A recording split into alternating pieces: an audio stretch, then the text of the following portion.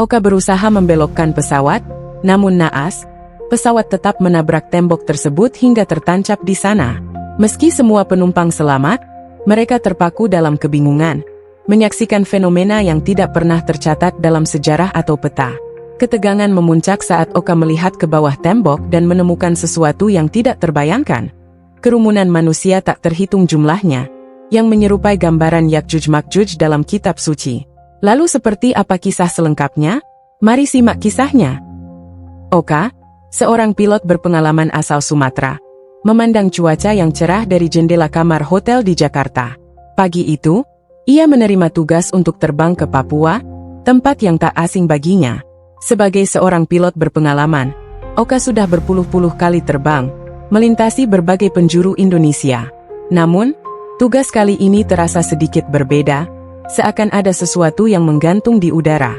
Malam sebelum keberangkatan, setelah menyelesaikan semua persiapan penerbangan, Oka tertidur dengan perasaan campur aduk. Dalam tidurnya, ia dibawa ke dunia yang tidak ia mengerti.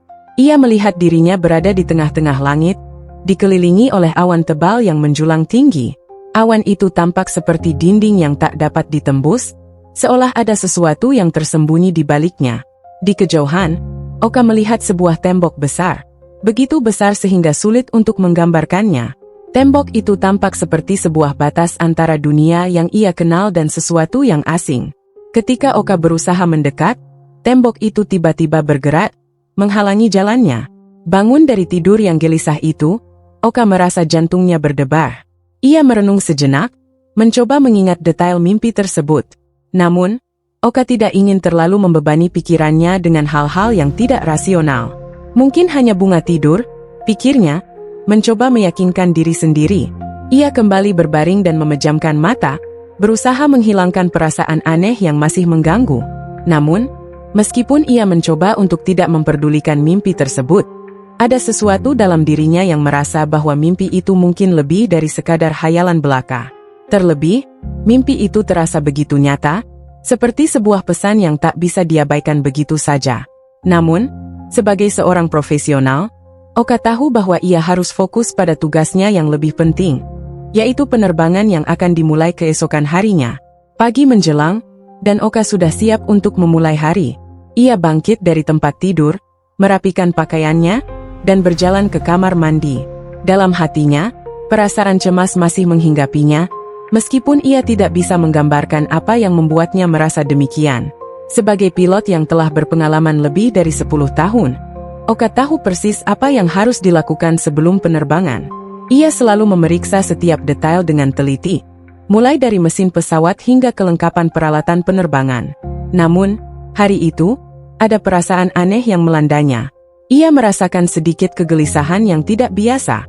Mungkin ini adalah hasil dari perjalanan panjang yang harus ditempuh, atau mungkin karena mimpi aneh yang masih mengusik pikirannya. Tapi Oka berusaha untuk tetap tenang. Ia adalah seorang profesional, dan ia tahu bahwa kegelisahan hanya akan mengganggu fokusnya selama penerbangan. Dengan hati-hati, Oka memeriksa instrumen pesawat, memastikan bahwa semuanya berfungsi dengan baik. Ia mengecek bahan bakar, memeriksa sistem navigasi, dan memastikan bahwa cuaca di sepanjang rute penerbangan aman. Setiap langkah dilakukannya dengan cermat, seperti biasa. Meskipun demikian, pikirannya tetap tertuju pada mimpi yang semalam mengganggu tidurnya. Ia memutuskan untuk tidak terlalu mengkhawatirkannya dan melanjutkan persiapannya. Saat Oka berdiri di depan pesawat, mengamati kondisi luar pesawat, ia merasakan hembusan angin pagi yang sejuk. Mungkin, pikirnya, ini adalah salah satu cara alam untuk menenangkan dirinya. Namun, sesuatu dalam dirinya tetap merasa ada yang aneh, seperti ada sesuatu yang sedang menunggunya. Tapi ia menepis perasaan tersebut. Penerbangan ini hanya penerbangan biasa, seperti semua penerbangan lainnya. Seiring dengan persiapan yang semakin selesai, Oka merasakan sedikit kegelisahan di dalam hatinya mulai mereda. Ia tahu bahwa ia harus siap menghadapi tantangan apapun yang mungkin datang, meskipun ia tak tahu apa yang akan menantinya di udara nanti. Tak lama kemudian, waktu untuk keberangkatan pun tiba. Pesawat lepas landas dengan lancar, dan Oka merasa lebih tenang. Meninggalkan daratan Jakarta, ia merasakan ketenangan yang biasa hadir ketika pesawat mulai terbang. Semua penumpang tampak tenang, duduk dengan nyaman di kursi mereka. Di luar jendela, langit biru membentang luas, seakan tak ada yang bisa mengganggu kedamaian itu. Oka merasakan sensasi familiar saat ia mengendalikan pesawat, membiarkan tubuhnya beradaptasi dengan gerakan pesawat yang halus. Semua instrumen pesawat berada dalam kondisi yang sempurna. Kecepatan dan ketinggian pesawat stabil, dan cuaca terlihat cerah. Meskipun ia sempat merasa sedikit gelisah, perasaan itu segera hilang setelah ia merasakan kenyamanan dan kestabilan penerbangan. Namun, ada sesuatu yang tak bisa ia lupakan, mimpi yang masih mengusik ingatannya. Oka mencoba mengabaikannya, berusaha fokus pada penerbangan yang sedang berlangsung. Ia mengingat kembali instruksi yang diterimanya untuk memastikan kenyamanan dan keselamatan penumpang sepanjang perjalanan. Suara desisan mesin pesawat dan bunyi lembut sistem navigasi menjadi musik pengantar yang menenangkan pikirannya. Penerbangan ini, baginya, terasa seperti perjalanan biasa, meskipun ada sedikit kegelisahan yang mengendap di dalam hati. Namun, Oka tahu bahwa perasaan semacam itu adalah bagian dari menjadi seorang pilot. Selalu ada rasa waspada dan siap untuk menghadapi segala kemungkinan yang terjadi di udara. Namun, ketenangan itu hanya bertahan sejenak.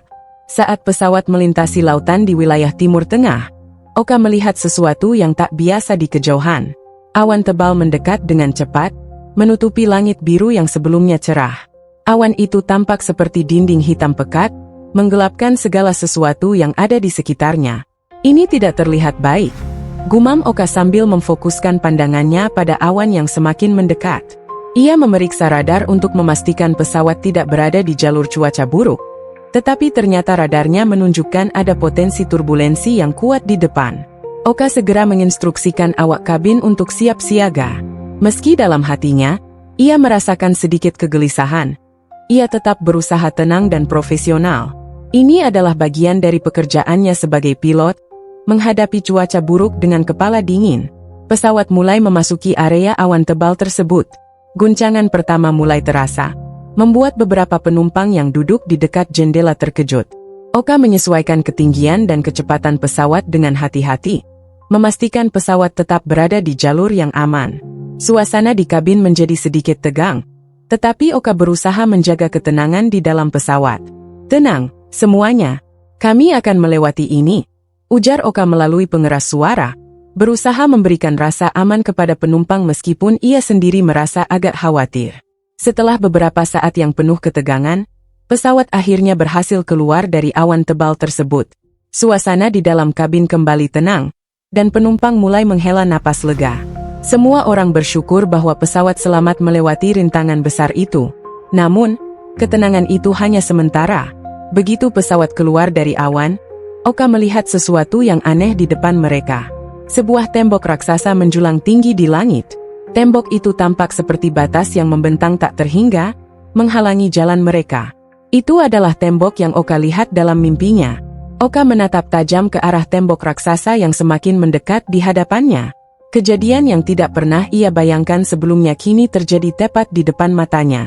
Tembok itu membentang tak terhingga, menjulang tinggi menembus awan, dan seolah menjadi penghalang di tengah langit yang sebelumnya tampak cerah.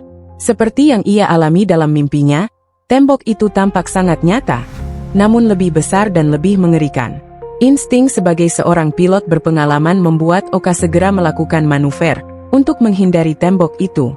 Ia memutar kemudi pesawat dengan cepat, berusaha mengubah arah penerbangan. Meski ia sudah berusaha keras, pesawat tidak bisa sepenuhnya menghindar dari tembok yang tiba-tiba muncul.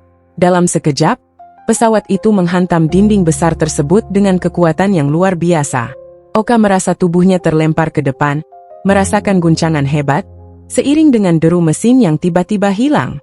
Pesawat tersangkut di tembok itu, dan suasana di kabin menjadi kacau balau. Penumpang yang terkejut dan panik mulai berteriak. Beberapa bahkan terlempar dari tempat duduk mereka akibat guncangan yang hebat. Oka dengan cepat menarik kendali pesawat, berusaha menjaga keseimbangan. Namun pesawat itu akhirnya berhenti dengan posisi yang tidak wajar, tertancap di tengah tembok raksasa yang tidak bisa dijelaskan. Oka membuka mata, rasa pusing mulai mereda setelah dampak tabrakan. Ia cepat-cepat memastikan bahwa dirinya masih hidup dan selamat, kemudian beralih memeriksa keadaan kabin. Semua penumpang tampak panik dan bingung, tetapi sebagian besar tampak utuh, meskipun beberapa terluka ringan. Ia segera memberi instruksi melalui pengeras suara, memerintahkan mereka untuk tetap tenang dan tidak panik. Namun, rasa takut dan kebingungan mulai menyebar di antara mereka. Meski pesawat mengalami kerusakan yang cukup parah dan terhenti begitu saja di tembok raksasa itu, Oka merasa bersyukur karena semua penumpang selamat. Beberapa penumpang terlihat terkejut, beberapa menangis, dan sebagian lainnya tampak kebingungan, tidak bisa memahami apa yang baru saja terjadi. Mereka semua bergegas ke pintu darurat, berusaha mencari cara untuk keluar dari pesawat yang terhenti dalam posisi yang sangat tidak biasa. Pesawat kita tertabrak tembok. Apa yang terjadi? Teriak seorang penumpang dengan suara gemetar. Suasana menjadi kacau, dengan banyak orang yang berbicara cepat dan bertanya tanpa henti. Oka dengan cepat mengatur situasi di dalam kabin, berusaha menenangkan penumpang dan mengarahkan mereka menuju pintu keluar darurat yang masih terbuka. Namun, meskipun mereka selamat, kebingungan tetap menguasai mereka. Tidak ada yang tahu mengapa tembok raksasa itu tiba-tiba muncul, dan lebih aneh lagi, tembok itu tidak pernah tercatat di peta atau dalam sistem navigasi pesawat. Oka sendiri merasa bingung dan tidak bisa menjelaskan apa yang baru saja terjadi. Semua yang ia alami, termasuk mimpi yang datang malam sebelumnya, terasa seperti bagian dari sebuah teka-teki yang belum bisa ia pecahkan. Saat Oka keluar dari pesawat dan berdiri di sampingnya, ia melihat tembok besar yang menghalangi jalan mereka. Tembok itu seolah menjadi sebuah batas yang tak bisa dilalui, seolah mengarah ke dunia lain. Oka merasakan ketegangan yang semakin meningkat. Apa yang sedang terjadi? Mengapa tembok ini ada di sini? Dan apa hubungannya dengan mimpi yang ia alami beberapa malam yang lalu? Setelah memastikan penumpang sudah aman di luar pesawat, Oka memutuskan untuk menyelidiki lebih lanjut. Ia berjalan mendekati tepi tembok itu, sambil memastikan agar para penumpang tetap di luar jarak yang aman. Di bawah tembok, ia bisa melihat sesuatu yang lebih mengejutkan lagi. Sebuah lembah yang luas, tersembunyi di balik dinding raksasa tersebut. Di lembah itu, Oka melihat kerumunan orang dalam jumlah yang sangat besar. Mereka tampak seperti sebuah kelompok manusia yang sangat primitif, mengenakan pakaian sederhana dan bergerak secara bersamaan seperti kawanan besar. Oka merasa terkejut dan bingung. Orang-orang itu tidak tampak seperti manusia biasa. Beberapa di antara mereka tampak lebih besar, dengan postur tubuh yang sangat kekar, dan wajah mereka dipenuhi dengan ekspresi yang sulit dijelaskan. Bahkan, beberapa dari mereka tampak sangat mirip dengan deskripsi makhluk mitologi seperti Yakjuj-Makjuj, sebuah bangsa raksasa yang konon hidup di dunia yang terpisah dari manusia. Kepala Oka dipenuhi dengan pertanyaan yang tak terjawab. Apa yang sedang terjadi? Apa tujuan tembok raksasa ini? Dan siapa orang-orang yang ada di bawahnya? Oka merasa terjebak dalam misteri yang lebih besar daripada yang bisa ia bayangkan. Namun, Oka sadar bahwa ia tidak bisa membagikan penemuannya ini kepada penumpang. Mereka sudah cukup panik dengan kejadian yang mereka alami, dan jika ia memberitahukan mereka tentang apa yang ia lihat, kemungkinan besar mereka akan lebih ketakutan lagi. Oka memutuskan untuk merahasiakan penemuan ini, setidaknya untuk sementara waktu, hingga ia bisa mencari penjelasan lebih lanjut. Dengan keadaan yang semakin membingungkan, Oka tahu ia harus segera meminta bantuan. Ia kembali ke pesawat yang terdampar, dan mencoba menggunakan telepon satelit yang ada di dalamnya. Namun, untuk beberapa alasan yang tidak jelas, sinyal telepon satelit juga terputus begitu saja. Tidak ada jaringan yang dapat ia akses, dan komunikasi dengan dunia luar menjadi hampir mustahil. Setelah beberapa upaya yang gagal, Oka memutuskan untuk menenangkan diri dan mencari cara lain untuk meminta bantuan. Ia bersama beberapa awak pesawat melakukan perjalanan mencari sinyal atau tanda-tanda kehidupan lainnya di sekitar lembah tersebut. Mereka melintasi medan yang berat dan terjal, berharap menemukan titik kontak dengan dunia luar. Akhirnya, setelah berjam-jam mencari, mereka menemukan sebuah stasiun radio kecil yang tampaknya masih berfungsi. Oka segera menghubungi pihak berwenang menggunakan radio tersebut, menjelaskan situasi yang mereka hadapi. Setelah beberapa waktu yang terasa sangat lama, bantuan pun akhirnya datang. Sebuah tim penyelamat tiba dengan helikopter dan kendaraan darat, dan mereka berhasil mengevakuasi semua penumpang serta awak pesawat ke tempat yang lebih aman. Namun, Meskipun mereka selamat, Oka masih tidak bisa menghapus perasaan aneh dan ketidakpastian yang terus mengganggunya. Apa yang baru saja terjadi? Mengapa pesawatnya bisa terdampar di tembok raksasa itu? Dan siapa orang-orang yang ia lihat di bawahnya? Setelah beberapa hari di rumah sakit untuk pemulihan, Oka akhirnya kembali ke rumahnya di Sumatera. Ia berharap bisa melupakan kejadian tersebut dan menjalani hidupnya seperti biasa. Namun, ketenangan yang ia cari sulit didapatkan. Pikirannya terus terbayang pada tembok raksasa yang muncul di langit, dan kerumunan makhluk yang tampak tidak seperti manusia biasa. Setiap malam, ia terbangun dari tidurnya, terganggu oleh bayangan-bayangan aneh yang kembali hadir di benaknya. Mimpi-mimpi tentang tembok itu kembali menghantuinya. Bahkan, dalam kehidupan sehari-harinya, Oka sering melamun, teringat akan kejadian yang menimpa dirinya di Papua. Apa sebenarnya yang telah terjadi? Apa makna dari semua yang ia alami? Seiring waktu, pertanyaan-pertanyaan itu semakin membebani pikirannya. Oka tahu bahwa ia tak bisa melarikan diri dari kejadian itu, dan satu-satunya cara untuk mendapatkan kedamaian adalah dengan mencari jawaban atas misteri besar yang mengelilinginya. Kembali ke rumah setelah peristiwa menegangkan di Papua, Oka merasa semakin terisolasi. Ia mencoba menceritakan pengalamannya kepada keluarganya, berharap mendapatkan pemahaman atau bahkan sedikit ketenangan. Namun, reaksi mereka jauh dari yang ia harapkan. Ayah dan ibunya mendengarkan dengan ekspresi bingung, sementara adik-adiknya hanya saling pandang tanpa kata. Mereka tidak bisa memahami apa yang baru saja ia alami. Sudah, Oka, mungkin kamu hanya kelelahan, atau mimpi buruk. Itu mungkin hanya halusinasi, kata ibunya dengan nada lembut, mencoba menenangkan Oka yang tampak sangat cemas dan terguncang. Namun, bagi Oka, itu lebih dari sekedar mimpi atau halusinasi. Apa yang ia lihat?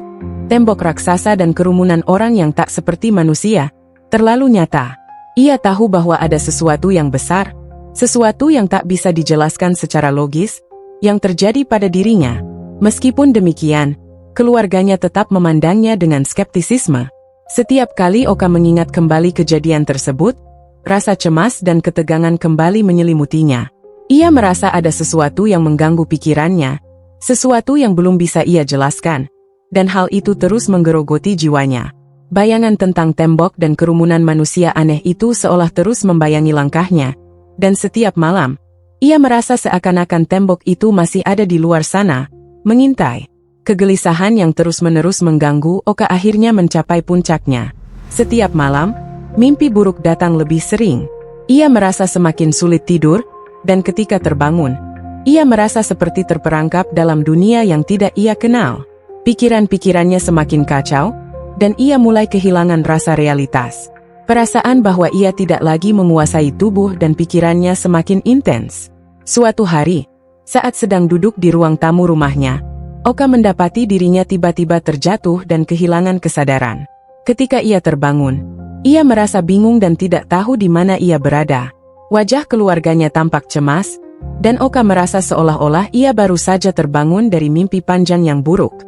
Setelah serangkaian pemeriksaan, dokter mendiagnosis Oka dengan gangguan mental yang parah. Kemungkinan besar disebabkan oleh stres berat yang ditimbulkan oleh kejadian yang tidak dapat ia jelaskan. Ini akibat trauma, Oka, ujar dokter dengan nada penuh pengertian.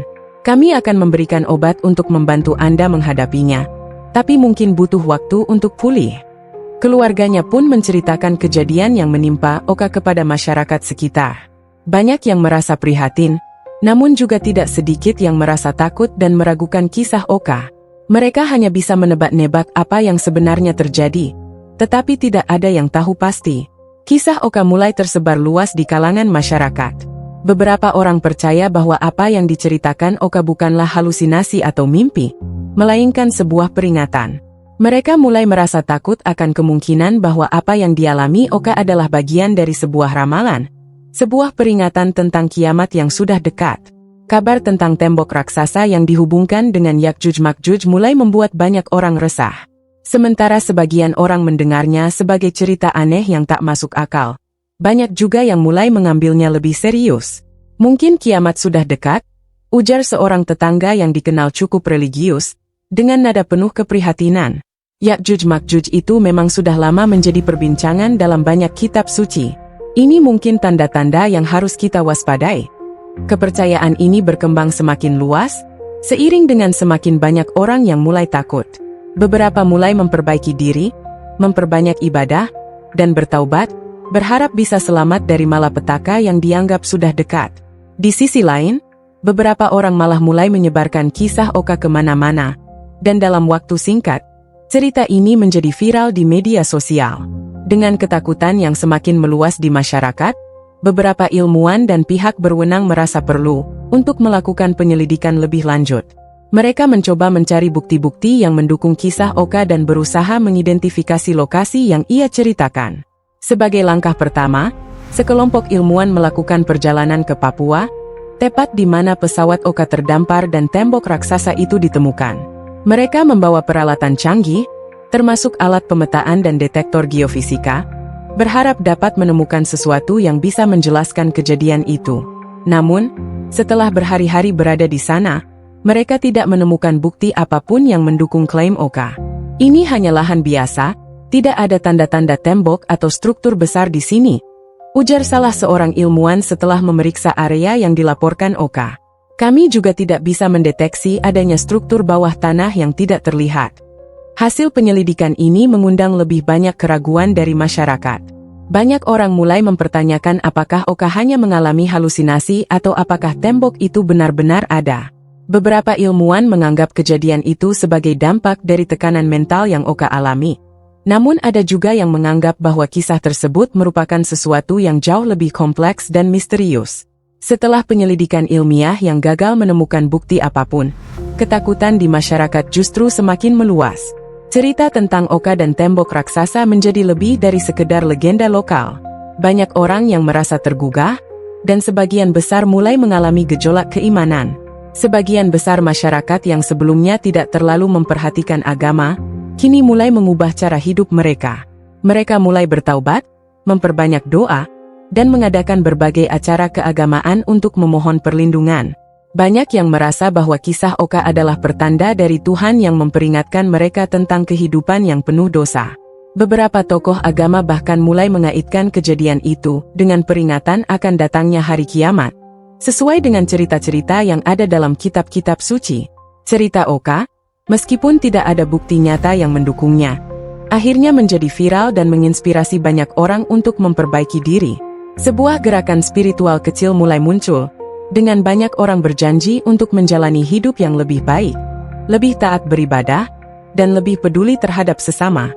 Meski pihak berwenang dan para ilmuwan tidak dapat menemukan bukti fisik yang mendukung keberadaan tembok raksasa yang dilaporkan Oka, sejumlah saksi yang berkunjung ke lokasi tersebut melaporkan kejadian-kejadian aneh yang tidak dapat dijelaskan. Beberapa penduduk setempat yang pernah berada di sekitar kawasan itu mulai merasakan kejanggalan yang membuat mereka semakin yakin bahwa ada sesuatu yang luar biasa di sana. Saksi-saksi yang datang ke lokasi tersebut mengaku melihat cahaya aneh yang menyinari tembok pada malam hari. Sementara yang lain merasa dikelilingi oleh suara-suara yang tidak bisa diidentifikasi. Ada yang melaporkan bahwa mereka merasa seperti diawasi oleh sesuatu yang tak terlihat. Beberapa bahkan mengatakan bahwa saat berada dekat dengan lokasi tembok, mereka merasakan perubahan suhu yang tiba-tiba, terasa sangat dingin di satu sisi dan sangat panas di sisi lainnya. Cerita-cerita seperti ini semakin memperkuat kepercayaan masyarakat terhadap kisah Oka. Mereka percaya bahwa tembok itu memang nyata dan bahwa keberadaannya adalah suatu tanda peringatan yang lebih besar. Berbagai cerita mulai muncul di kalangan penduduk setempat, dan setiap orang yang mendekati tempat itu mulai merasakan kegelisahan. Masyarakat setempat pun semakin yakin bahwa tembok itu adalah gerbang menuju dunia lain atau mungkin penghalang yang harus dijaga dengan sangat hati-hati.